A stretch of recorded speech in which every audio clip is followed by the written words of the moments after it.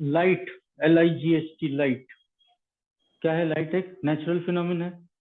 कुछ कुछ हरकतें हुई थी 2000 साल पहले। किसी को कहीं मैग्नेट मिल गया, बिजली चमक रही है, उसको देख के ही परेशान हो रहे हैं। बिजली गिर रही है, बिजली गिरने से पेड़ जल जा रहे हैं। ऐसी चीजों को, मतलब जो ह्यूमंस थे 2000 साल पहले, उन्होंने इन चीजों को ऑब्जर्व करना शुरू किया और ये दिमाग में सवाल आने लगे, ये क्यों? ये धरती कैसी है? ये सूरज चक्कर क्यों काट रहा है धरती के? थिंग्स और in started coming in observation.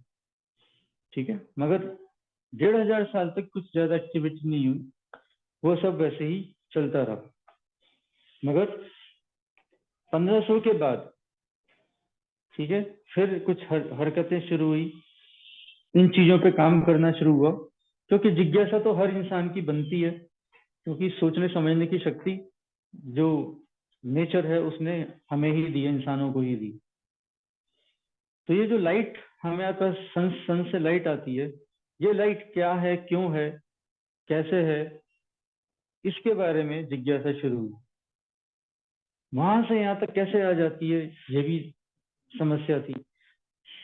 तो सबसे पहले इस पे जो काम किया, या सबसे पहले जो इस पे थॉट दिया, दैट वाज रेन डिस्कार्टिस।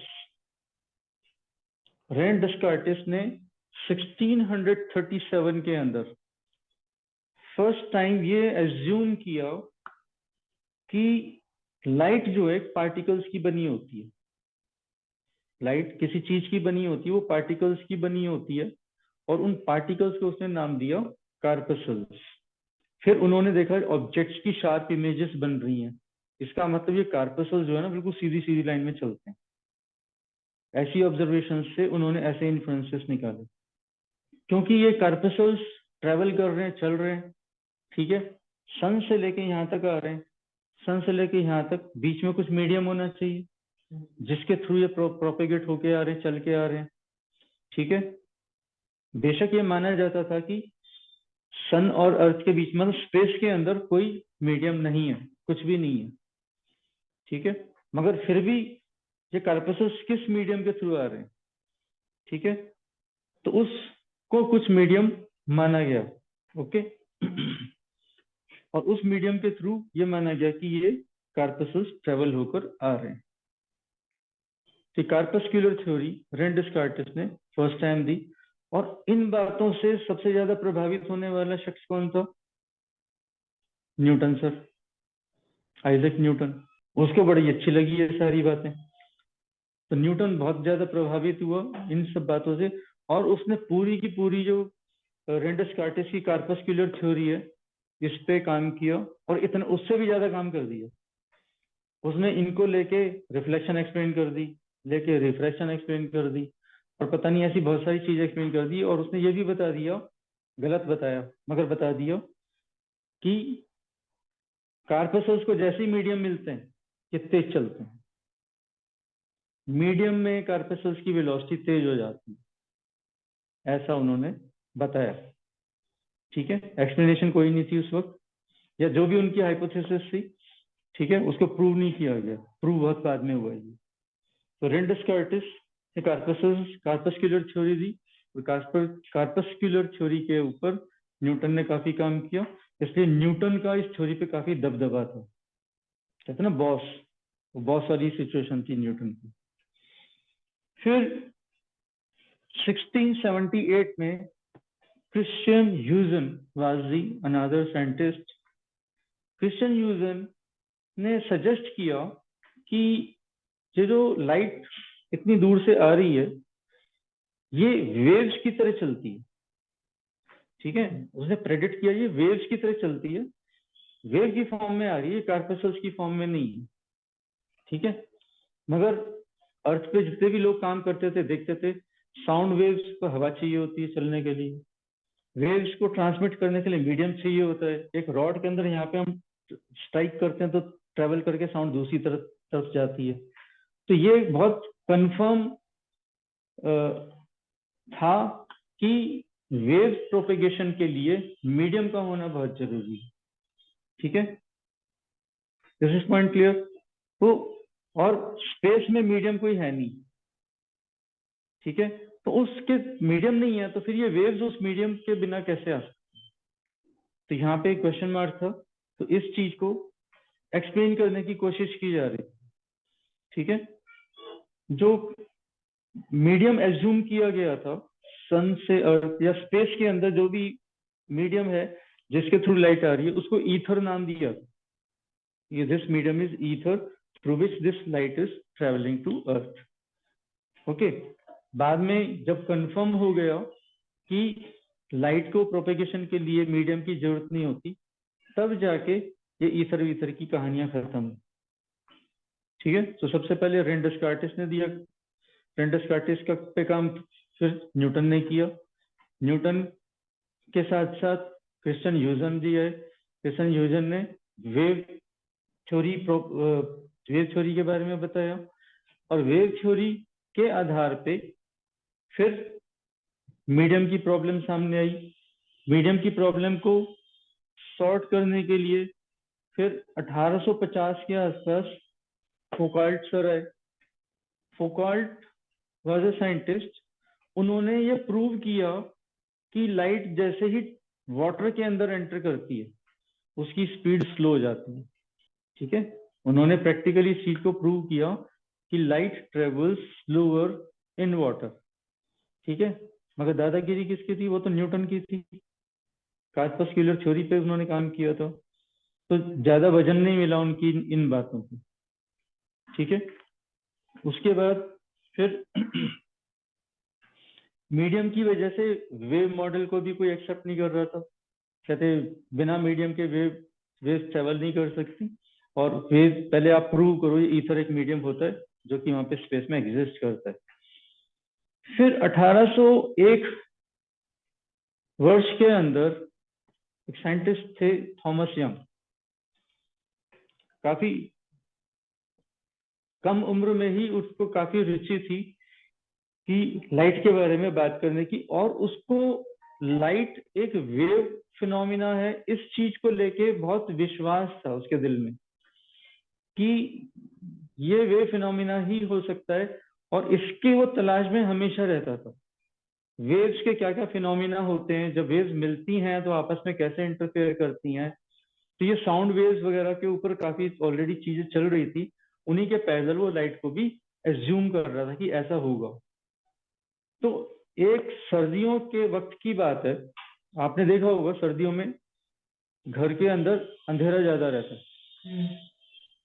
ठीक है, और कई बार क्या होता है, दरवाजे में कोई झर्री है या खिड़की में से कोई छोटा सा होल है, उसमें से लाइट सनलाइट अंदर आ रही होती है। कभी कभी देखा होगा आपने इस प्रकार से। तो सेम चीज थॉमस यंग के घर में हुआ कि इसकी छत में एक छोटा सा होल था, और उस होल में से एक बीम ऑफ लाइट फ्लोर तक आ रही थी। तो व्हाट ही ऑब्जर्व कि वो जो लाइट फ्लोर तक आ रही थी वो बजाय के एक स्पॉट के रिंग्स बना रही। ठीक है, व्हाट डिड ही ऑब्जर्व कि स्पॉट तो था, इसके साथ एक रिंग और बन रहा था।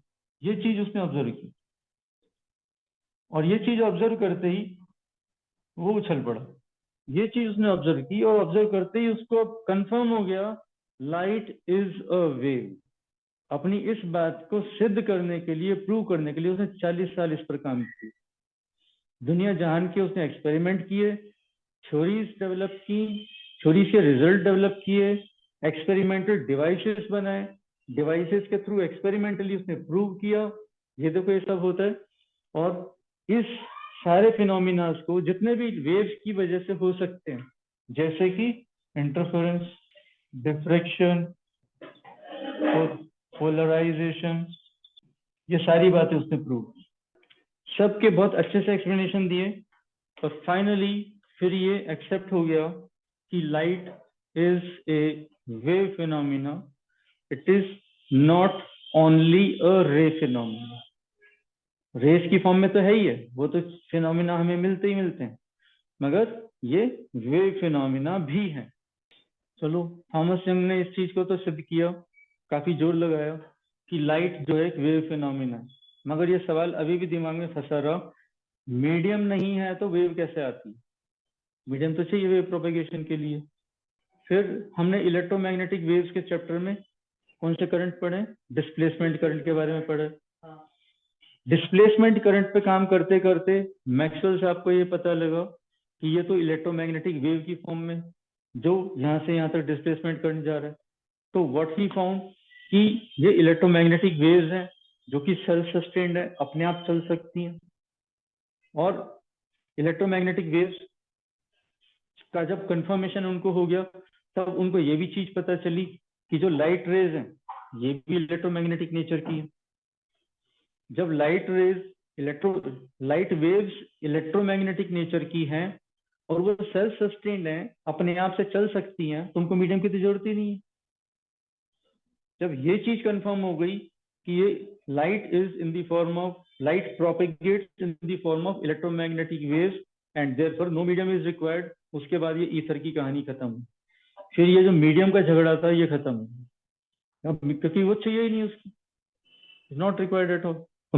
Maxwell found that light is in the form of electromagnetic waves and they are transverse in nature. Transverse electromagnetic waves. अब क्योंकि ट्रांसवर्स नेचर की है तो पोलराइजेशन एक्सप्लेन हो गया, ये मैच हो गया यहाँ पे। तो मैक्सवेल ने ये बात 1855 के आसपास बता दी थी, 1855। और उसके बाद करीब 35 साल बाद, अब देखो चीजें कितनी ज्यादा टाइम लेती हैं पकने में। उसके 35 साल बाद हेनरी हर्ट्ज को सपना आया कि चलो इलेक्ट्रोमैग्नेटिक वेव्स बनाते हैं। और वो इलेक्ट्रोमैग्नेटिक वेव्स बनाने के चक्कर में उनके एक्सपेरिमेंटेशन के दौरान वो इलेक्ट्रोमैग्नेटिक वेव जनरेट कर पाए, उन्होंने किया। ठीक है, अब खाली जनरेशन से तो फायदा नहीं हो रहा था, अब इस तरफ काम क्यों हो रहा था? अब कम्युनिकेशन की तरफ जाना था कि लाइट जो एक ऐसा सोर्स है जो कि हमें पता नहीं कितने दूर स्टार से यहाँ तक आता है। ठीक है, तो अगर हम इस लाइट के ऊपर अपनी इंफॉर्मेशन बिठा दें तो वो इंफॉर्मेशन दूर तक जा सकती है। That was the very basic idea. तो इलेक्ट्रोमैग्नेटिक वेव्स वो बनाना चाह रहे थे, और इलेक्ट्रोमैग्नेटिक वेव्स हेनरी हर्ट्ज ने फिर बनाई, क्रिएट भी की, मगर प्रैक्टिकली यूज नहीं हो पा रहा था उसको। प्रैक्टिकली यूज करने के लिए फिर अपने कैलकाटा के जेसी बोस, जगदीश चंद्र बोस, ठीक है, और मार्कोनी, ये दोनों ने जब काम किया इसके ऊपर तो ये उसको प्रोड्यूस भी कर पाए और उसको एक डिस्टेंस पे कुछ किलोमीटर्स की दूरी पर उसको डिटेक्ट भी कर पाए। डिटेक्शन, प्रोडक्शन, इलेक्ट्रोमैग्नेटिक वेव्स में बताया था शायद मैंने, वो प्रोड्यूस भी कर पाए, डिटेक्ट भी कर पाए। जब ये दोनों काम हो गए उसके बाद कम्युनिकेशन का प्रोसेस हमारा स्टार्ट हुआ। ठीक है, तो this is all historical development of wave phenomena of light. ये सारी बातें समझ में आई हैं? कुछ पूछना है इसमें? नाम लिख लो बेशक आप, मैं लिखवा देता हूँ। सबसे पहला नाम है इसमें René Descartes, René Descartes, corpuscular theory. Paper में क्वेश्चन आया हुआ है, हु गेव कार्पस्क्यूलर थ्योरी? ठीक है, तो मतलब इन पे क्वेश्चन बन जाते हैं, इससे पता चलता है, तो ये नाम पता होना चाहिए। और ये इन्होंने कब कब दिया था? सन 1637 के अंदर René Descartes gave corpuscular theory. ठीक है, then in 1678 Christian Huygens HUY gave wave theory, wave nature को एक्सप्लेन किया था, वेव थ्योरी के बारे में उसने बात की। Then in 1850 Foucault, Foucault, how do you say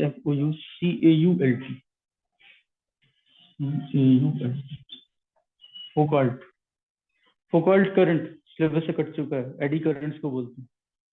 ठीक है, पहले हम पढ़ते थे।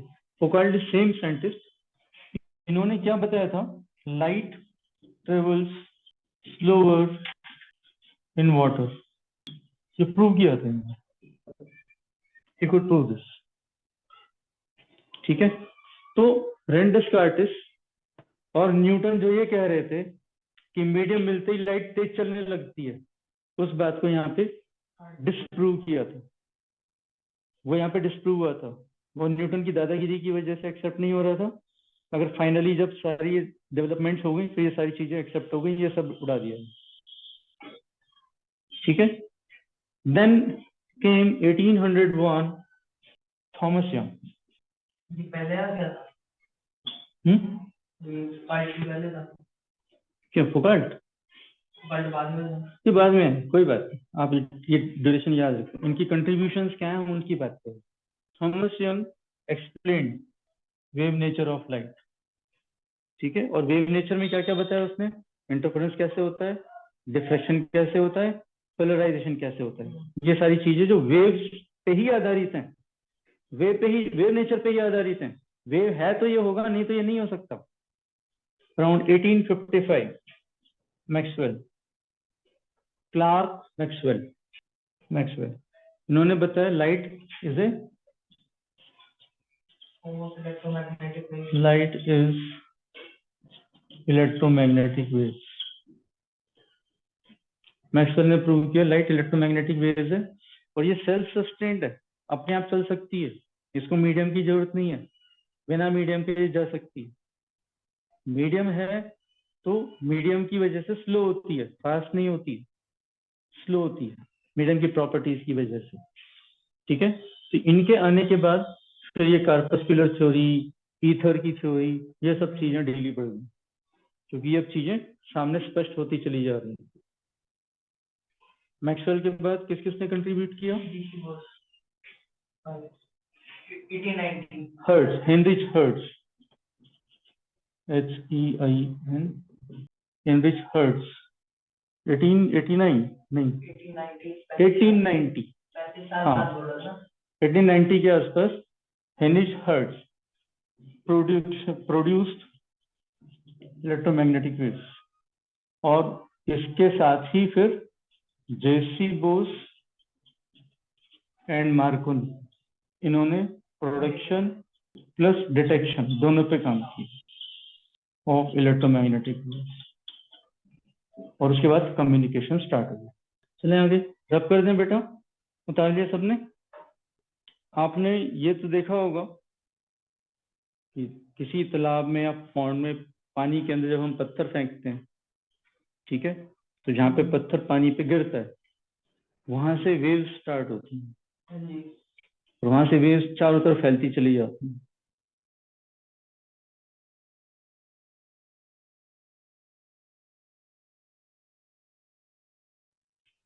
ठीक है, ऐसे ही ह्यूजन ने बोला था कि कोई भी लाइट का सोर्स, चाहे वो मोमबत्ती है, चाहे वो बल्ब है, चाहे वो कुछ भी है जिससे लाइट निकल रही है, उससे जो लाइट फैल रही है वो सारे स्पेस में फैल रही है, चारों तरफ फैल रही है, इधर भी जा रही है, नीचे भी जा रही है, इधर भी जा रही है, हर तरफ जा रही है। तो अब ये जो वेव्स फैलेंगी कैसी फैलेंगी? ये तो स्फेरिकल शेप में फैलेंगी, चारों तरफ स्फीयर बनाती हुई फैलेंगी। तो एक स्फेरिकल शेप में जो वेव बनी है वो अगली वेव को जन्म कैसे देगी? अगर एक वेव अगली वेव को जन्म नहीं देगी तो फिर आगे आगे कैसे बढ़ेंगी?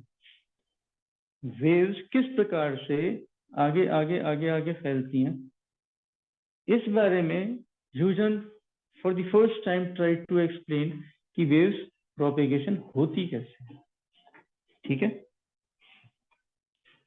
so this is Huygens principle of wave propagation.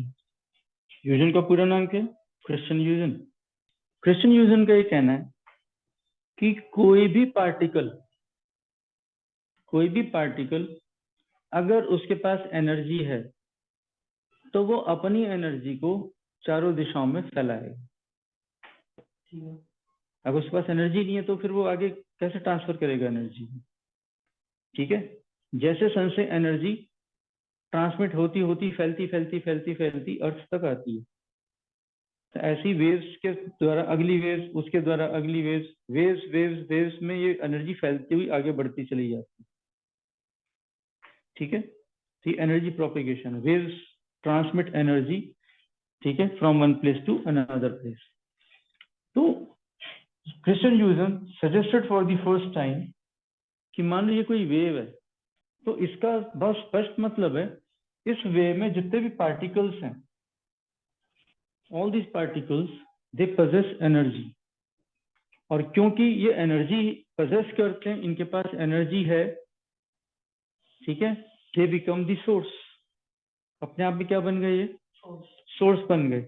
अब सोर्स बन गए तो फिर ये अपनी एनर्जी चारों तरफ फैलाएंगे। ठीक है, ये अपनी एनर्जी चारों तरफ फैलाएंगे।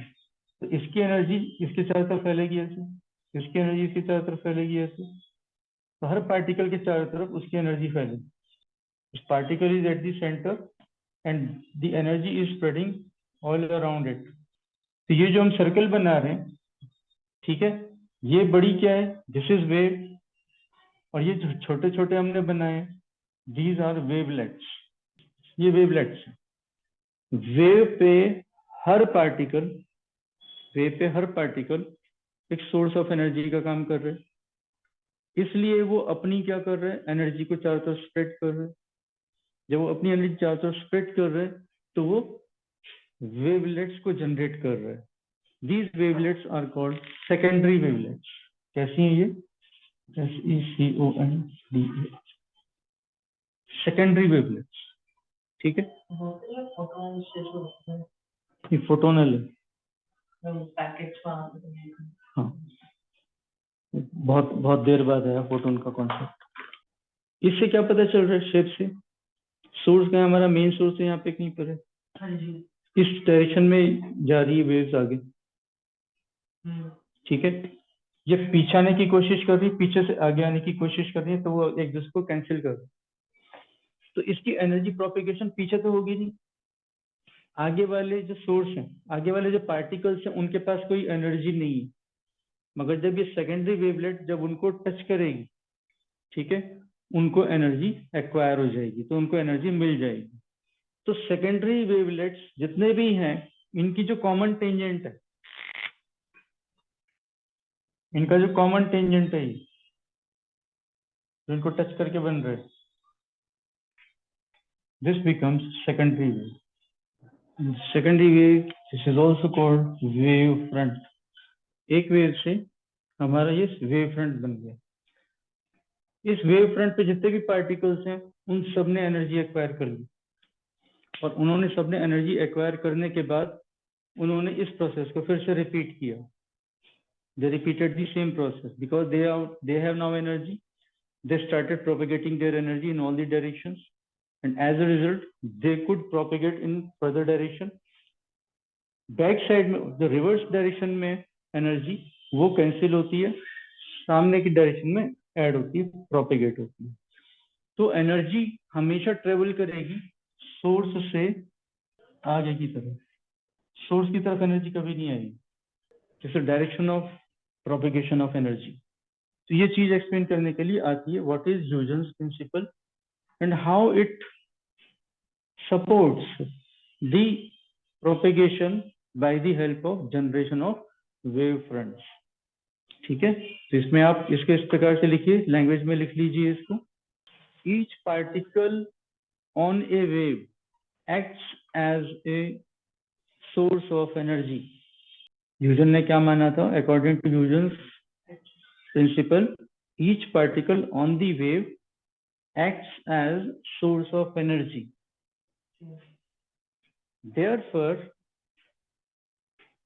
they spread their energy in the form of wavelets. They spread their energy in the form of wavelets.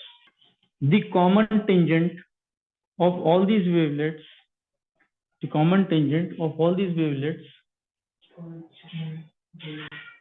forms a new wavefront, and each particle on it acquires energy. ठीक है, and the same phenomena is repeated. This results in wave propagation in a direction away from the source. तो ये diagram ये वाले बनाना है, ये explanation साथ लिखनी है. So that is what explains Huygens principle of wave propagation.